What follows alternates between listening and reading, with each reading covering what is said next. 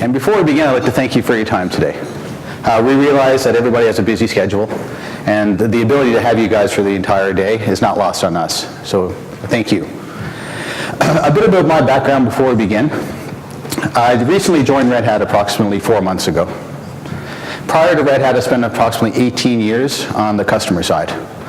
More specifically, I spent approximately 3 years as an executive at a large financial institution, so a very large bank. And I ran a team of 300 engineers and had a budget of $150 million. In that role, I was responsible, my team I should say, and I were responsible for really introducing open source technologies to the enterprise. So more specifically, we introduced OpenStack, Hadoop on RHEL, and we introduced DevOps processes and methodologies. So I can personally attest to the benefit of open source technologies and the benefit that it can have positively in each organization. Now, one other funny comment and funny thing about me, I'm probably the only titled officer of any financial institution that actually has a Linux tattoo on his shoulder. So I will be around over lunch, and I don't have actual undershirt, so you can see it through my shirt, so I'll put viewings at 1:30 if that's okay. So this is back in 2001. So prior to the bank, I spent almost 8 years at BlackBerry. So there I started off in engineering. I ran groups in systems development, software, architecture, and I left there as the executive in charge of global IT ops. So I've been involved in Linux and Red Hat specifically for about, since 1997, so close to 20 years. And I'm basically, in Newfie terms, tickled pink to be part of the Red Hat team. So today, let's understand this flicker here. I've broken up the agenda today in 3 parts. First, I'm going to go over a concept that came to me at the bank called technology modernization. So for you finance and insurance guys there in the audience, you'll notice it as IT currency. And with that, I'll cover also a concept of technology debt within that part. I'll also go over Red Hat Consulting, who we are and what we're about, and the value that we believe that we can bring to each organization. And I'm not a marketing guy, so this is going to be very short, by the way, so I won't bore you with too much marketing on consulting and who we are. And lastly, I'm going to go over 2 service offerings that we offer to our clients. One being application migration, and the other being how we assist our clients in their journey to DevOps. Now guys, throughout the presentation, I'm going to basically augment it with some personal experiences of mine and some observations. Again, I can't ask, we only have 15 minutes. I'm going to extend it to a half an hour. I can't have a Q&A session, but I will be around over lunch, so please feel free to engage, and I'd love to have a conversation with each and every one of you. So, moving on. So, technology modernization, i.e. IT currency. So it's one of the biggest opportunities and biggest challenges that any organization has today. And why is that? So back in the economic downturn in 2008, organizations took their yearly spend in technology and they deferred it. Okay? And that deferral has compounded over time. So for discussion purpose, say if you have a $20 million technology budget each year to uplift your technology stack, you defer it year over year for 7 years. You do not owe $140 million. It's not going to take $150 million to get you out of debt. You actually owe over $1 billion. It does compound that grade. That's a $1 billion problem in the industry today. Now, why is that?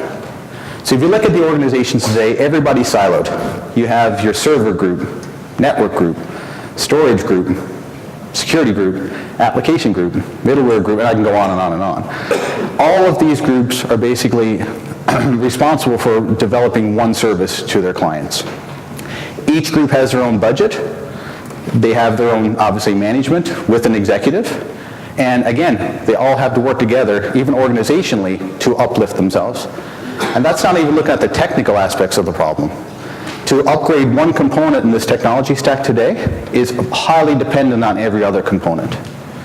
I remember when I was at the bank, I'd go to my CTO, and I would recommend new ways of doing things. And he said something that was very interesting. He said, Cory, if you're coming to me with a business case with a your mess for less argument, what he meant by that is if you're taking your existing processes, existing technology, and just taking it and putting it somewhere else and expecting a better result, he said, get out of my office, it's not going to work. And that's the problem we have in the industry today. Things have to change. Okay, looking at the exact same team structure and the exact same technology is not going to get us to end the job. And that's why I believe it's a very exciting time to be in the open source business. It's an extremely exciting time to be at Red Hat and in technology in general.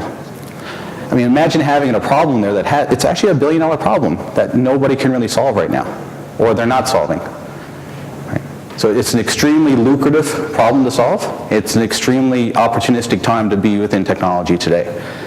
So I'll pause there, and like I said, I'll love to get into further discussion around currency and what we're doing to actually help our clients actually solve their technology modernization problems for real. So Red Hat Consulting. Who are we? So we're a global organization of approximately 350 consultants.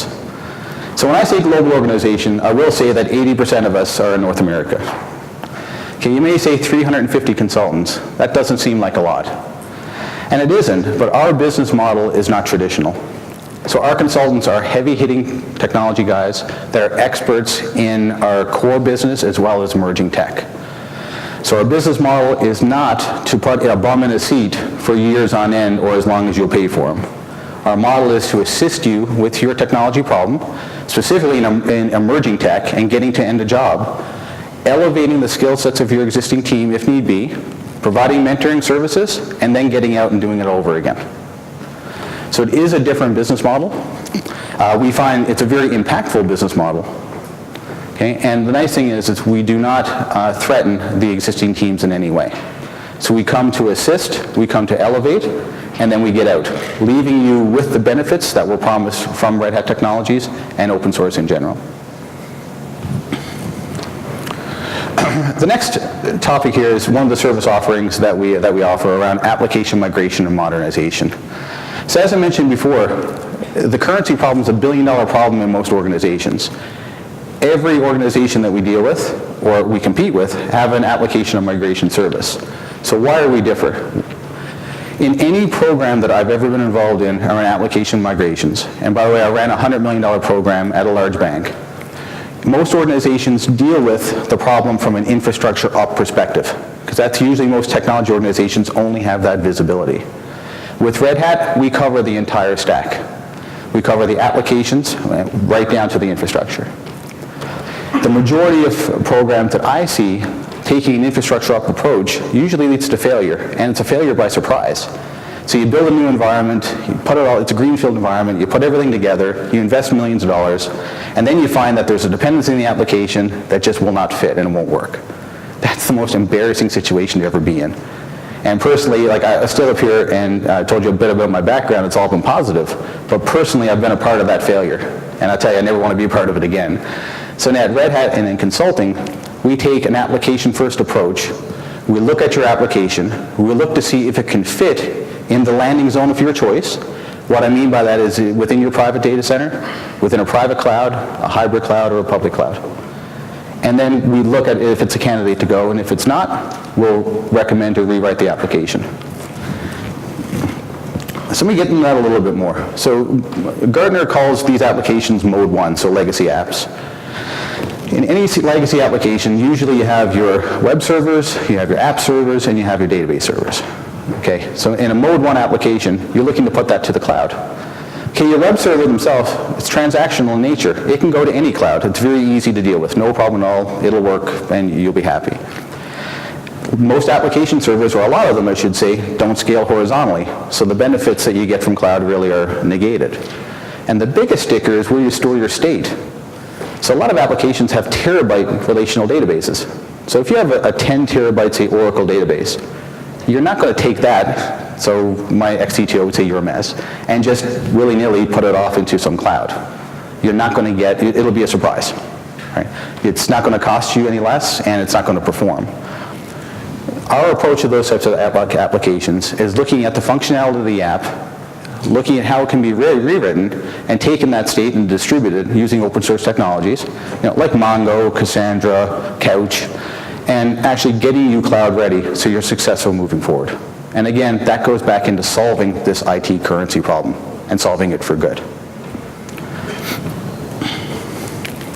We see, and given that it's $1 billion problem in most organizations, roughly about a 500+% ROI in 3 years.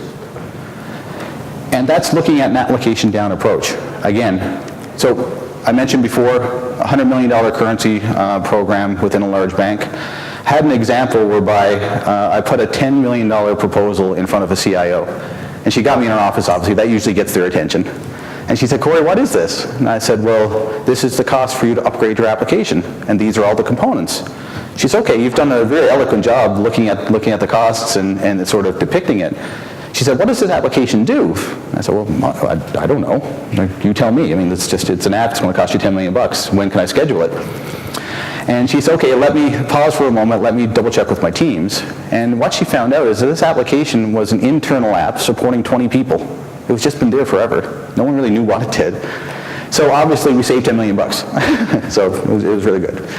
But for legacy applications that you can actually upgrade, looking at the landing zone, changing the way you do things really can have a dramatic impact on how the cost of that application, how it's run, and how it's maintained moving forward. And that's the benefit of our application migration service and our technology in general. Everybody has a methodology, so do we.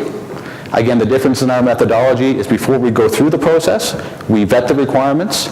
We have experts in the application space right down to the infrastructure. Once we vet, we run it through our methodology, and we get you to end a job. Moving on to DevOps. This is an interesting term nowadays. Like, everybody says DevOps. It's almost like security. It's very ambiguous. Like, I'm a security guy. Well, are you a technology security guy? Are you an auditor? Are you a compliance guy? Like, it's so, everyone seems to have a different meaning for the term DevOps. From a Red Hat point of perspective and a Red Hat consulting perspective, we have technologies and services that will help you standardize, automate, and implement continuous delivery, continuous integration within your environment. The biggest benefit that we see, though, around these point solutions and getting you to end the job is more cultural than anything else. And again, I love sharing experiences, and I will give an experience from back in my BlackBerry days. We saw a team arise. This is when BlackBerry, this is before its demise, when it was rising up and we had money to burn. A team sort of developed of 200 people, and they bought a $20 million automation tool. And the purpose of this automation tool was to auto-deploy our applications in data centers all over the world when we provision them. Anyway, $20 million tool purchased, a 200-person team instantiated. A year later, no further ahead. So they scrapped the $20 million tool, bought another $20 million tool. So $40 million. Another year later, nothing. Okay. So now the team probably grew to 300 people. I'm making that up, but it was 200 for sure. So anyway, threw out that $20 million tool, now another $20 million tool. So I ran the engineering team responsible for deploying the app. So this has now been 2.5 years, $60 million down the tube. Okay, what we did in an afternoon with myself and 2 other guys, using System Imager and some PHP, is wrote the tool ourselves, and the next weekend we auto-deployed our applications. So that impact is tremendous on a business. So again, the power of DevOps, the power of OpenShift, the power of OpenStack, it's tremendous to your organization, but it's not just the technology, it's also the cultural change that actually happens within your org.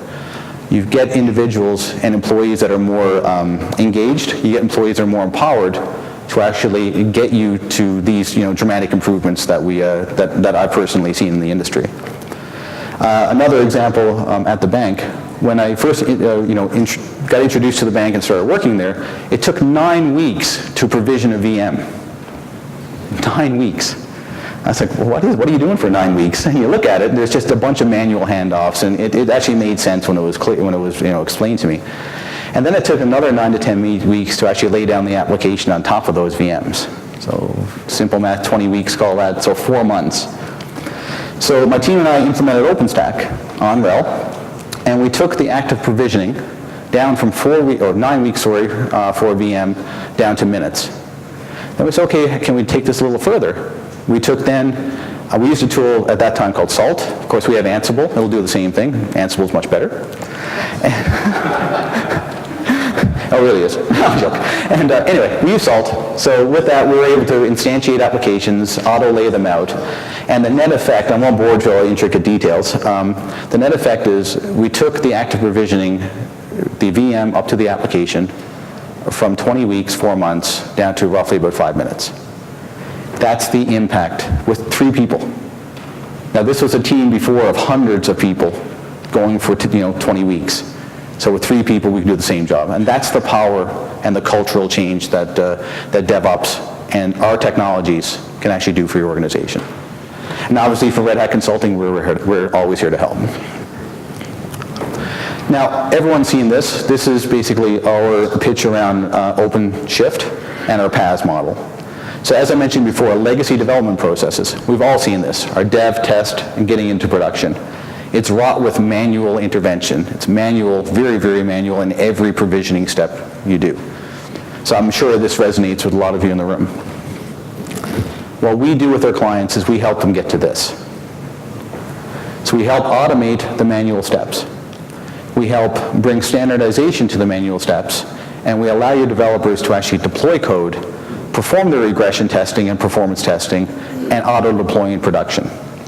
Now, there are governance models in this. It's just not all willy-nilly. You can put the governance models in there as you see fit. But the point being is the manual steps, the errors in configuration, and the time is just all gone. And this is not voodoo. Like, the nice thing about dealing with Red Hat is you have a community backing us up. This is what organizations are doing day in, day out. And I can't say the same for our proprietary counterparts, because they sort of fit you into a model. Right? And that model may work for you, it may not. The beauty of being open, the beauty of open source and Red Hat, is that we'll fit whichever model and give you the flexibility to get to this end result in your own environment. And again, we see it day in, day out. So my last slide here, guys, is to go over basically a CIO's alternative for every proprietary system or proprietary application that you have. We have an answer. And again, it's much easier to deal with. Like my example of $60 million, 200-person team, 3 people with some PHP and some system imager, getting the job done. We have equivalent products that can give the same benefit to you. So guys, again, that's the end of my presentation. I'd like to thank you for your time. And again, please, I'll be around over lunch. If you'd like to engage in a good discussion, I would love to have one. And thank you again.